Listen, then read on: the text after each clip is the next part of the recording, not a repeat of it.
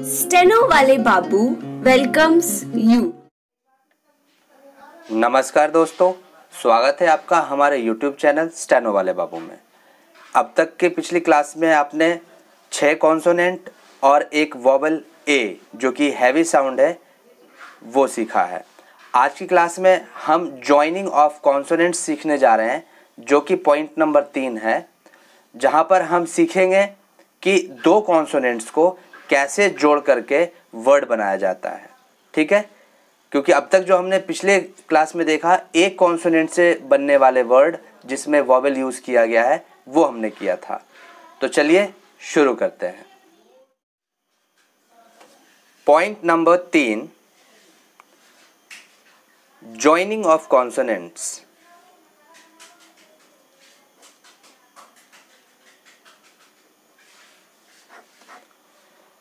दोस्तों मैं बताना चाहूँगा, अगर आपको वाकई में स्टेनोग्राफी में जॉइनिंग चाहिए, नौकरी में जॉइनिंग चाहिए, तो आपको जॉइनिंग ऑफ कॉन्सोनेंट्स आना चाहिए। ठीक है, तो जॉइनिंग ऑफ कॉन्सोनेंट्स के लिए हमें यहाँ पे ये ध्यान रखना है कि जो दो कॉन्सोनेंट्स होते हैं उनको जोड़ते वक्त जहाँ पहला कॉन्सोनेंट ख़त्म होगा वहीं से दूसरे कॉन्सोनेंट की शुरुआत हो जाएगी। और इसमें ख़ास बात ये रहनी चाहिए कि आप पेंसिल या पेन का जब इस्तेमाल कर रहे हैं तो उसको जॉइनिंग करते वक्त नहीं उठाएंगे। ये मैं बार बार बोल रहा हूँ, आप पेंसिल या पेन जिसका भी इस्तेमाल कर रहे हैं आप जॉइनिंग करते वक्त नहीं उठाएंगे। मैं आपको करके दिखाता हूँ कैसे। जैसे कि पहला अगर हम देखें तो पी और चे है। ठीक है, तो पी और चे में आपने पहले ही कॉन्सोनेंट सीख रखा है कि पी ऐसे लिखा जाता है और चे ऐसे लिखा जाता है। ठीक है, लेकिन ये अलग अलग है, इसको ज्वाइन करना है। ठीक है, तो ज्वाइन करने के लिए पी और चे को कैसे ज्वाइन करेंगे? पी हमारा ये होगा और जहाँ पी ख़त्म हो रहा है, देख रहे ना यहाँ पे ख़त्म हो रहा है पी, यहीं से चे की शुरुआत होगी। ठीक है, और मैं आपको बता दूं, अभी मैंने आपको समझाने के लिए पेंसिल या पेन उठाया था, लेकिन जब आप स्वयं करेंगे तो आप ये गलती नहीं करेंगे। ठीक है, अब अगला देखिए, बी टी, बी गाढ़ा, ठीक है, और फिर टी हल्का। ठीक है, ध्यान देना है कि एंगल बनना चाहिए, एंगल शार्प एंगल होना चाहिए। ठीक है, अगला है टीपी। टीपी अगर आप देखें तो टी जो है वो 90 डिग्री एंगल पे, पी दोनों लाइट कॉन्सोनेंट है। ठीक है, और ये एंगल बनना चाहिए। ऐसे ही आगे देखते जाएंगे, डी टी। डी टी में खास क्या है? डी टी जो है वो दोनों खड़ी रेखा है। ठीक है, तो जो पहली खड़ी रेखा है वो गाढ़ी है क्योंकि डी साउंड है, हैवी साउंड है। टी जब लिखेंगे तो ये ध्यान रखना है कि टी हल्की होनी चाहिए। ठीक है, और हल्की करते वक्त हाथ कांपना नहीं चाहिए, आपका एकदम स्ट्रेट होना चाहिए। ठीक है, और कहीं से भी ये दिखना नहीं चाहिए कि यहाँ पे जॉइनिंग है। इतनी अच्छी फिनिशिंग आपको दिखानी है।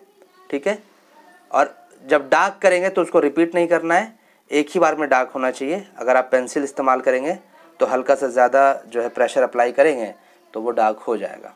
ये देखिए ऐसे। ठीक है, तो ये जॉइनिंग है। फिनिशिंग पे ध्यान देना है, जहाँ पर दो कॉन्सोनेंट एंगल बना रहे हैं एंगल में फिनिशिंग होनी चाहिए, शार्पनेस होनी चाहिए, और जहाँ पे एंगल नहीं बना रहे हैं वहाँ पर भी फिनिशिंग होनी चाहिए। ऐसा नहीं लगना चाहिए कि वहाँ पे एंगल बन गया, जहाँ नहीं ज़रूरत है वहाँ नहीं बनना चाहिए। ठीक है, ऐसे देखिए, ये चे P, P D, B D, D P, J T. ठीक है, ऐसे है। अब ये कॉन्सोनेंट्स तो हमने जोड़ दिया, अब इनको वर्ड कैसे बनाएंगे? जैसा कि आप जानते हैं कि वर्ड्स फॉर्मेशन के लिए हमें कॉन्सोनेंट के साथ साथ हमें वॉवेल भी चाहिए।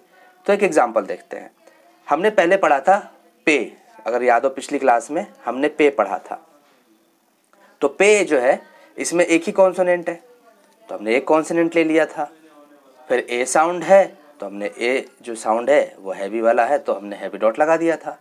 अब इसको पेड अगर हमें लिखना है, पेड लिखने के लिए क्या है?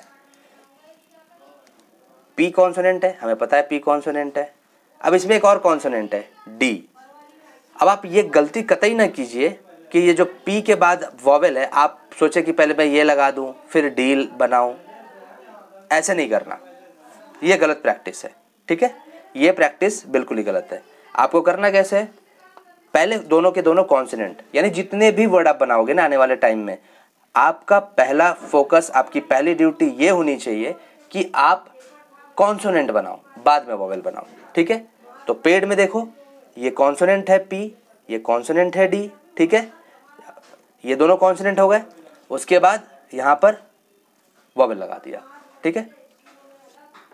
यहाँ पे मैं एक चीज़ और आपको क्लियर कर देना चाहूँगा दोस्तों कि आपका जो लेंथ होना चाहिए ना आउटलाइन का, वो इक्वल होना चाहिए। कोई बड़ा या कोई छोटा बन जाएगा तो वो भद्दा लगेगा और उसका अर्थ भी बदल जाएगा, ठीक है। अगर मैं आपको यहाँ पर एग्जांपल समझाऊँ दे करके, ये देखिए, अगर यहाँ पर मैंने कोई से भी उठा लेते एग्जांपल, जैसे पेज है, ठीक है। अगर हम पेज लिखते हैं तो पेज में अगर मैंने पी इतना बड़ा लिखा और जे बिल्कुल छोटा लिख दिया, ठीक है, और मैंने वोवेल भी लगा दिया, तो ये पेज नहीं पढ़ा जाएगा। ये चीज़ आपको ध्यान रखना है। आपको ये पेज पढ़ने के लिए या आपको इसे पेज बनाने के लिए साइज़ का बड़ा ध्यान रखना है। अगर ये पी इतना बड़ा है तो जे भी लगभग इसी की बराबरी का साइज़ का होना चाहिए, तब ये पेज पढ़ा जाएगा, ठीक है। अच्छा, यहाँ पर एक चीज़ और मैं आपको बता दूँ, अगर पेज में आप सोच रहे होंगे कि यहाँ तो जे है ही नहीं, यहाँ पी है तो मैंने पी बना दिया, जे है ही नहीं, क्योंकि आपने जब P B T D J पढ़ा था तो जे लिखने के लिए हमने ये जे आउटलाइन बनाया था, यहाँ तो जे है नहीं। तो मैं आपको यहाँ क्लियर कर दूँ कि जो शॉर्ट हैंड है वो स्पेलिंग पे नहीं चलता, शॉर्ट हैंड साउंड सिस्टम पे चलता है कि वो साउंड क्या प्रोड्यूस कर रहा है। अगर आप पेज को हिंदी में लिखते हैं तो देखिए इसमें क्या साउंड आ रहा है, पे का साउंड आ रहा है और ज का साउंड आ रहा है, ठीक है। तो ज के लिए हमारे पास कौन सा आउटलाइन है, जे, ठीक है। तो हमने पेज ऐसे बना दिया। ऐसे आप आगे देखिए, बेट, बेब, बेब में भी ध्यान रखना है, एंगल नहीं बन रहा है क्योंकि एकदम एक साथ जो है कि सीधी रेखा खींचनी है। तो अगर आप बेब बना रहे हैं तो देखिए बेब जो है बनाते वक्त हाथ को रोकना ज़रूर है। पहला बी जहाँ ख़त्म होगा वहाँ आपको हाथ को रोकना है, पेंसिल नहीं उठानी, ठीक है, हाथ को रोकना है। और फिर वहाँ जहाँ रुका आपने, यहाँ पे जो आपने रोका ना इस लाइन पे, यहीं से आपको फिर अगले बी की शुरुआत कर देनी है, ठीक है। और शुरुआत जब यहाँ से करेंगे आप अगले बी की, तो ये ध्यान रखना है कि ये बिल्कुल सीधी रेखा बननी चाहिए। ऐसा नहीं कि यहाँ बी, आप यहाँ तक तो बी सीधी ले गए, उसके बाद ये थोड़ी कांपने लगी या टेढ़ी बन गई, ऐसा नहीं होना चाहिए, ठीक है। ऐसे आगे देखिए, टेप है और ये डेट है, ठीक है। तो डेट का भी आप देख सकते हैं बिल्कुल सीधी रेखा है, ठीक है। अब डेट लिखने के लिए हमें क्या चाहिए, ये देखिए डी और टी चाहिए। यहाँ हमने प्रैक्टिस किया था ना डी टी, ये देखिए। तो डेट लिखने के लिए डी और टी कॉन्सोनेंट चाहिए। अब ए का साउंड लगाना है, तो ए का साउंड लगाने के लिए हमने यहाँ पे ए का वोवेल लगा दिया, ठीक है। मैं अब आखिरी बार एक चीज़ और क्लियर कर दूं, बार बार कहूँगा, पेन पेंसिल नहीं उठाना है ज्वाइनिंग के वक्त, और वोवेल सबसे लास्ट में लगाना है। कॉन्सोनेंट ज्वाइन करने के बाद जो कॉन्सोनेंट है उसके अंदर वो ज्वाइन कर दीजिए, उसके बाद आप उसके बाद जो भी उसमें वोवेल्स है वो लगाते जाइए, ठीक है। ऐसा नहीं है कि एक ही वोवेल होगा, आगे चल के आप देखेंगे एक ही जो वर्ड है उसके अंदर 2 3 4 कॉन्सोनेंट है, वोवेल भी 3 4 वोवेल हैं, वो हम आगे चल के सीखेंगे, ठीक है। आज के लिए इतना बहुत है दोस्तों।